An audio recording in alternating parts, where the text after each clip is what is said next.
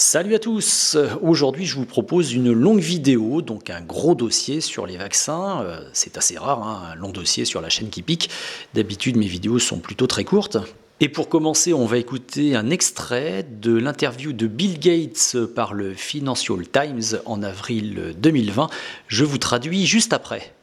For the world at large, normalcy only returns when we've largely vaccinated the entire global population. Donc le gars, il vient de nous dire tranquillement, hein, dans le cadre de cette mascarade de Covid-19, pour le monde entier, la normalité ne reviendra que lorsque nous aurons largement vacciné l'ensemble de la population mondiale. Et donc on arrive à des questions légitimes. Peut-on faire confiance à ce Bill Gates qui finance à plus de 10% le budget de l'OMS ? Peut-on faire confiance à l'OMS et aux instances sanitaires mondiales, aux vaccins et aux compagnies pharmaceutiques ?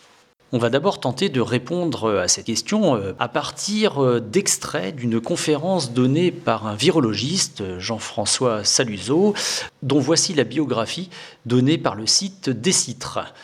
Virologiste, ancien responsable du développement des vaccins contre les maladies virales émergentes dans un laboratoire pharmaceutique, Jean-François Saluzzo est aujourd'hui consultant sur ce sujet, notamment auprès de l'Institut Pasteur et de l'OMS.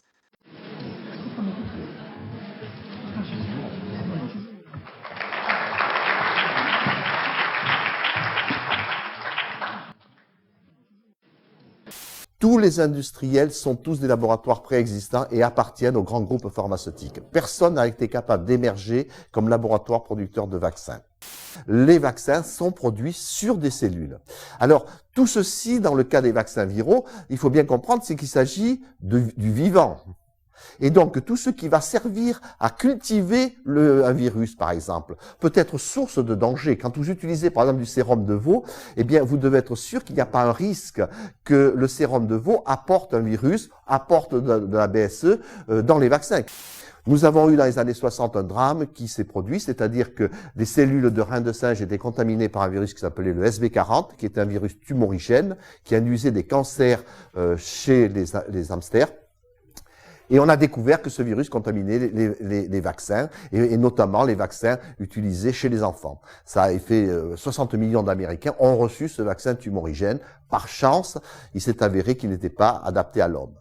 Au Brésil, dans les années 1930, eh bien, au bout de 400 passages, comme ça, chaque fois qu'on faisait un lot, on en gardait un peu pour le lot suivant, et puis on faisait un passage, eh bien, le virus s'était modifié et avait donné des encéphalites. Il y a eu une épidémie dramatique au Brésil.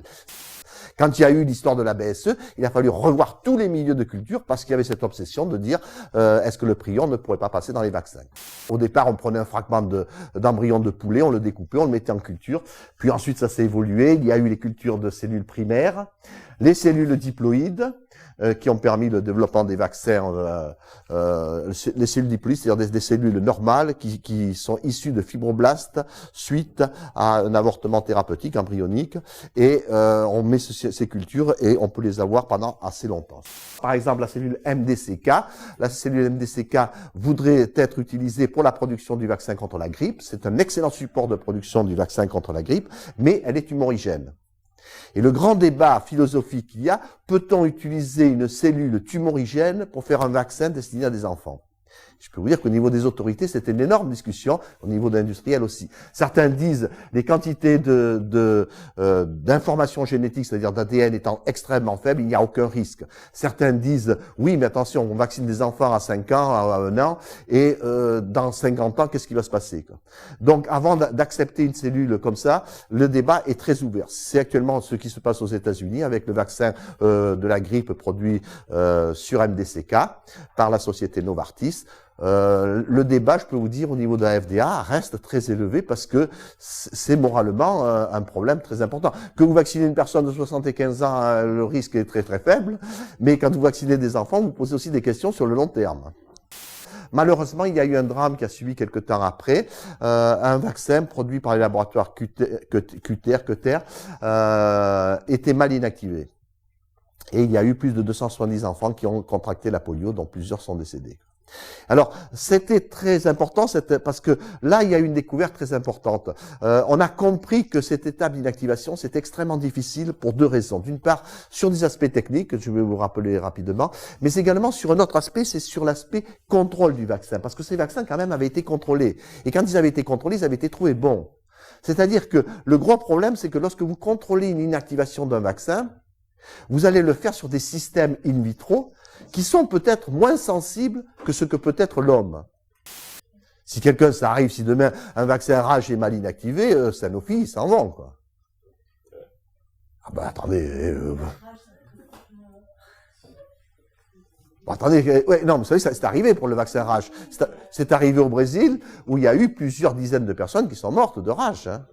Alors là, je me permets de faire une petite pause pendant sa conférence, parce que ce monsieur a évoqué quelque chose d'important, c'est les virus désactivés ou non désactivés. Et il dit bien qu'une entreprise qui n'aurait pas désactivé son virus, elle n'aura plus qu'à mettre la clé sous la porte. Et donc effectivement, comme il l'a dit, le vaccin de la polio peut redonner la polio si le vaccin est mal désactivé. Et alors, c'était effectivement le cas 8 ans avant sa conférence. Je cite l'article de Courrier International. Quand le vaccin de la polio donne la polio. On croyait l'épidémie définitivement éradiquée. Mais aux Caraïbes, un vaccin mutant a causé une flambée de poliomyélite. Si d'autres cas étaient observés, l'OMS devrait revoir sa politique contre la maladie. Mais ce que je ne comprends pas par rapport à sa conférence, c'est que le vaccin qui a été utilisé par l'OMS pour sa campagne d'éradication de la polio était bien un vaccin à virus atténué et non pas désactivé. Et si ce type de vaccin a été privilégié, c'est parce qu'il avait cet avantage d'être un vaccin oral et donc beaucoup plus facile à administrer dans des pays pauvres. Alors on se dit, depuis, ils ont dû régler le problème. Sauf que en 2014, donc 3 ans après la conférence de notre spécialiste, rebelote, donc je vous lis l'article de Courrier International, Inde, éradication de la polio, une victoire en demi-teinte. Le 13 janvier, l'OMS annonce l'éradication de cette maladie extrêmement contagieuse en Inde. Cette bonne nouvelle tant attendue par le gouvernement cache une réalité sanitaire complexe. À New Delhi, le quotidien Mint pose certaines questions gênantes. L'éradication cache-t-elle autre chose ? Ne cacherait-elle pas la propagation d'une autre maladie liée aux campagnes de vaccination ? En effet, le revirement théâtral de l'Inde en matière d'éradication de la polio est perçu comme une façon d'écarter la question de l'incidence de plus en plus fréquente de paralysie flasque aiguë. Ces derniers 13 mois, le pays a recensé 53 000 cas. De nombreux professionnels de la santé disent que le gouvernement, dans sa course pour obtenir le certificat d'éradication de la polio, a ignoré cette augmentation de la paralysie flasque aiguë. On se dit, allez, c'était en 2014, là en 2020 c'est fini, et bing, rebelote en 2020. Je lis l'article de RFI. Soudan, détection de cas de poliomyélite liés à une souche vaccinale. Des cas de poliomyélite viennent d'être détectés au Soudan, mais aussi en Éthiopie ou encore au Tchad, et les autorités sanitaires ont entrepris une riposte dans la région. Il s'agit de nouveaux cas de polio liés non pas au virus sauvage, mais à une souche vaccinale. Au passage, je vous le donne en mille, qui est-ce qui finance en partie cette campagne d'éradication de la polio lancée par l'OMS ? Vous l'aurez deviné, la fondation Bill et Melinda Gates. Allez, cette petite parenthèse est terminée, on revient sur la conférence. Les bovins sont souvent contaminés. Ils ont des virus comme le BVD, enfin, ils ont pas mal de virus, quoi. Donc, il faut être sûr qu'on ne les retrouve pas actifs lorsqu'on va produire le vaccin, car autrement, on pourrait le trouver dans les vaccins. Deuxième matière première importante, c'est la trypsine. Donc la trypsine, c'est pareil, elle est d'origine porcine. Là aussi, il y a toute une série de contrôles. Et vous voyez que dans le cas de JSK, malheureusement, quand même, un virus a pu passer au travers, c'est un virus, un circovirus, qui n'était pas connu et qui n'était pas recherché. C'est ça le grand problème, parce que lorsque on fait des recherches d'agents étrangers, ce sont des agents étrangers qui sont connus ou non. Et si c'est un non connu, c'est difficile à détecter. Donc, ces cellules-là ont été distribuées dans le monde entier et il s'est avéré qu'elles ont contaminé toutes les autres cellules. C'est-à-dire que dans les laboratoires, quelqu'un travaillait dans un flacon avec une pipette avec la cellule ELA, le voisin arrivait, il utilisait le même milieu et il travaillait sur d'autres cellules, mais les cellules ELA, comme elles étaient beaucoup plus résistantes, ont contaminé et puis au bout d'un certain temps, tout le monde n'avait plus de cellules ELA sans le savoir. Et alors il y avait des découvertes extraordinaires qui avaient été faites parce que les gens disaient j'ai trouvé des marqueurs de cancérologie, d'autres disaient moi j'ai découvert un truc extraordinaire. Et tous ces travaux ont été anéantis lorsqu'on s'est aperçu que ces cellules ELA contaminaient toutes les cellules qui existaient. Et c'est de là qu'a été créée la fameuse la TCC, qui est un organisme américain à but non lucratif dans lequel sont déposées toutes les cellules destinées à produire des vaccins ou autres. Alors, petite histoire, concernant la fièvre jaune, c'est assez intéressant parce que ce qui s'est passé, c'est que pendant la guerre, l'armée américaine avait décidé de vacciner tous ses soldats qui partaient, ainsi que les Anglais. Les Français, non, mais j'ai de peine à avoir beaucoup, c'est pour ça. Donc, on a vacciné tous, et malheureusement, il y a eu une dramatique épidémie d'hépatite B. Et il y a eu 28 000 cas d'hépatite B suite à la vaccination contre la fièvre jaune. Pourquoi ce vaccin a été contaminé? Parce qu'à l'époque, on utilisait du plasma humain pour stabiliser le vaccin. Et malheureusement, des donneurs étaient contaminés par le virus d'hépatite B et il s'est retrouvé dans le vaccin. Vous voyez toujours ce problème. Alors de nos jours, on a abandonné l'utilisation du plasma, ce qui est interdit. On utilise maintenant des solutions de sucre, à base de sucre, pour stabiliser les vaccins. Chaque fois qu'il y a un virus nouveau qui arrive, c'est un problème. Comment développer un nouveau vaccin? Le meilleur exemple, c'est le VIH. Quand le VIH est arrivé, en 2004, Robert Gallo et toute l'équipe américaine avaient dit « On a le virus, dans 2 ans, on a le vaccin. » Banal, on va cloner l'AGP 120 et puis on va faire un vaccin. 30 ans après, il n'y a pas de vaccin. Et c'est ça qui est assez intéressant, c'est il n'y a pas de solution miracle pour produire un vaccin. On ne sait pas vraiment comment. Historiquement, c'est qu'un vaccin qui marche pas dès le début, on n'arrive pas à le faire marcher par la suite. Je pense qu'une des raisons essentielles de l'histoire du vaccin, c'est que on ne comprend pas comment marchent les vaccins. Tout simplement parce que une fois qu'un vaccin a été mis au point, plus personne ne s'intéresse au vaccin. Et si bien que de nos jours, lorsqu'un virus nouveau apparaît, on ne sait pas comment les autres vaccins ont marché et est-ce qu'on peut s'inspirer d'autres vaccins. Là, je crois que JSK vient de retirer leur vaccin herpès. Et ça fait 20 ans qu'ils étaient dessus. Vous voyez, quand vous avez consacré 20 ans et qu'on vous dit, bon, finalement, prenez votre retraite, mon ami. Vous serez plus heureux. Mais non, il ne marche pas. Le vaccin, c'est un monde, d'accord, mais les deux appartiennent au même laboratoire. Que ce soit les médicaments ou les vaccins, c'est les mêmes laboratoires. C'est ça qui rend un peu les gens sceptiques. Voilà, je crois que c'est assez clair. On est très très loin de la propagande gouvernementale qui consiste à faire croire que les vaccins seraient un produit totalement inoffensif et sans effet secondaire. On va maintenant tenter de répondre à la question: peut-on faire confiance à l'OMS ? Grâce à ces extraits que j'ai pris d'une excellente enquête menée par Arte en 2016, titrée « L'OMS dans les griffes des lobbyistes ».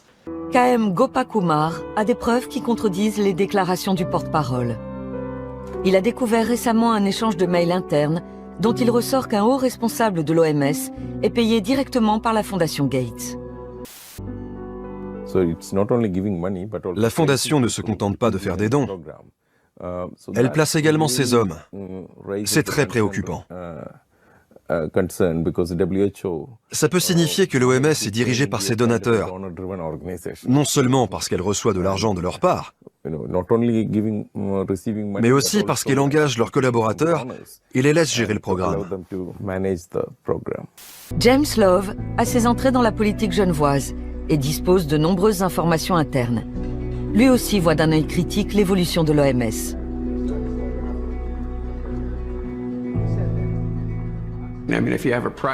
Si une institution privée donne plus d'argent que l'Allemagne, que l'Angleterre ou que les États-Unis, on peut s'attendre à ce qu'elle exerce une certaine pression.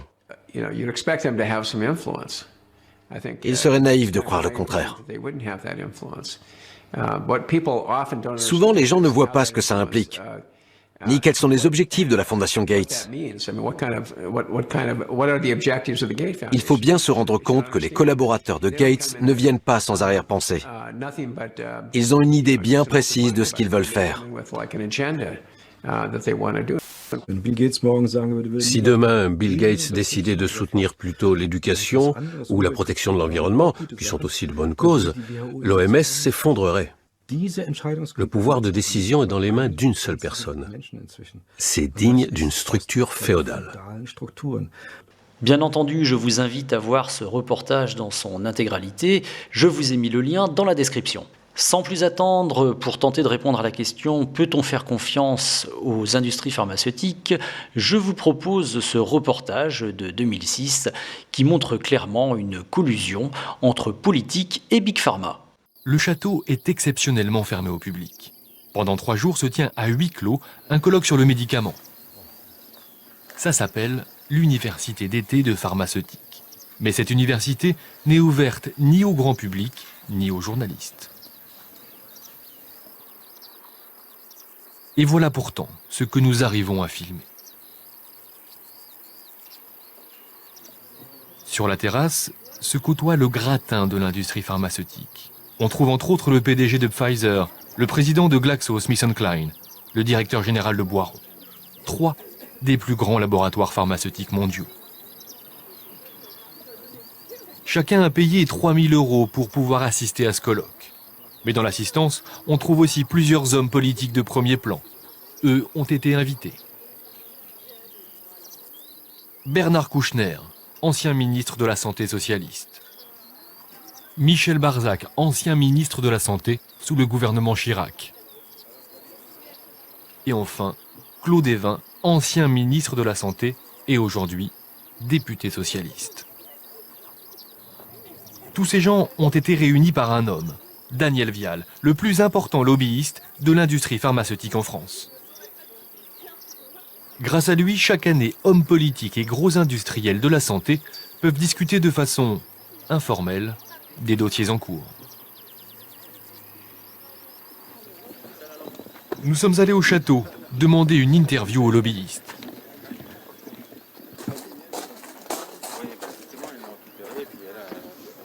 Monsieur, bonjour. Bonjour. Monsieur. On voudrait voir monsieur Daniel Vial. Oui, je vous accompagne. On vous suit ? Et l'on nous dirige vers l'assistante de Daniel Vial. Bonjour. Bonjour. On aurait voulu voir monsieur Daniel Vial, c'est possible. Oui, bah, pas tout de suite, il est en train de parler. Donc, on peut c'est presse, pas de presse. Ah. Ouais, c'est la règle du jeu. C'est la règle du jeu ? Mais je vais aller vous le chercher. Ah ouais, on l'attend ? Oui. Ok. En effet, quelques minutes plus tard, le lobbyiste nous rejoint. Enchanté. Écoutez, franchement, je serais ravi de vous répondre, mais dans 1 heure. Dans 1 heure ? Oui, dans 1 heure. Ne m'en voulez pas, je peux pas. Non, mais je suis en pleine discussion. Ok, dans 1 heure. Ok, ça marche. Merci. Daniel Vial semble pressé. Il faut dire qu'il attend un invité de marque. Et effectivement, quelques minutes plus tard, une berline fait son entrée.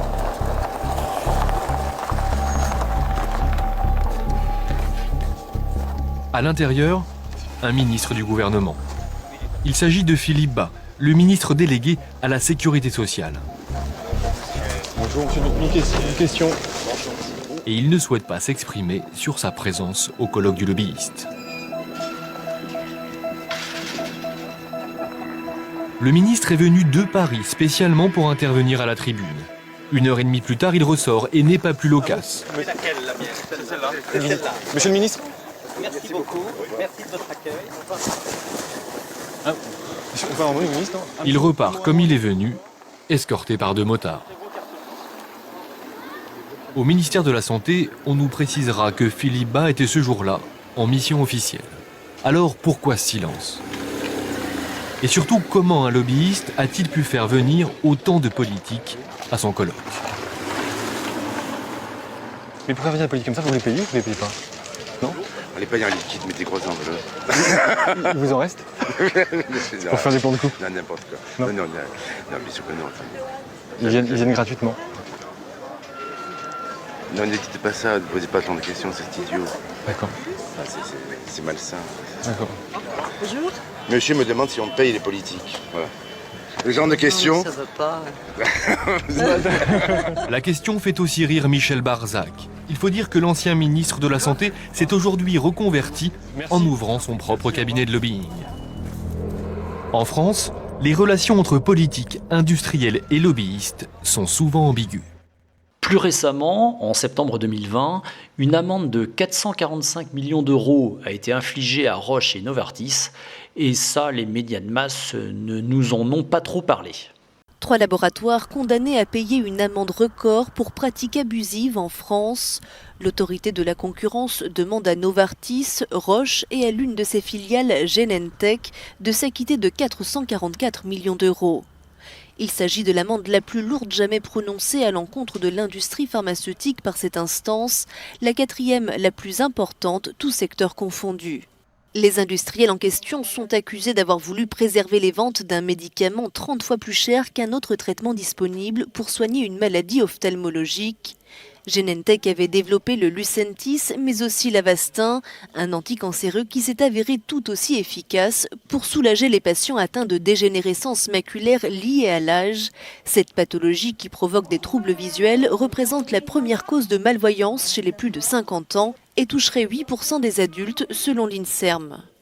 En 2016, le Lucentis était le 2e médicament à avoir coûté le plus cher à la sécurité sociale, avec une note de 322 millions d'euros pour cette seule année, d'après la base de données OpenMedic.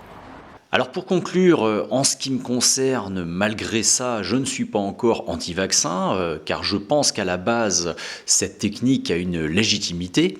Mais ce qui est sûr, c'est qu'aujourd'hui, je ne fais plus confiance aux compagnies pharmaceutiques et je réfléchirai à 2 fois avant d'aller me faire vacciner. Alors pourquoi je n'ai plus confiance en ces compagnies pharmaceutiques ? Déjà par rapport à tous ces éléments que je viens de vous montrer, mais aussi sur le fait qu'aujourd'hui, Big Pharma n'arrive plus à se développer sur le business des médicaments, tout simplement parce que les principales molécules ont déjà été découvertes pour soigner les principales maladies.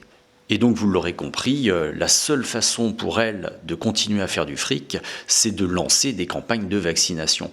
Par conséquent, on peut se demander si ces campagnes sont vraiment utiles ou si elles ne sont destinées qu'à faire du pognon. Pour finir, n'oubliez pas de liker cette vidéo, de la partager, d'y laisser des commentaires, de vous abonner à ma chaîne et de me soutenir financièrement sur mon compte Tipeee. Sur ce, je vous souhaite une bonne journée.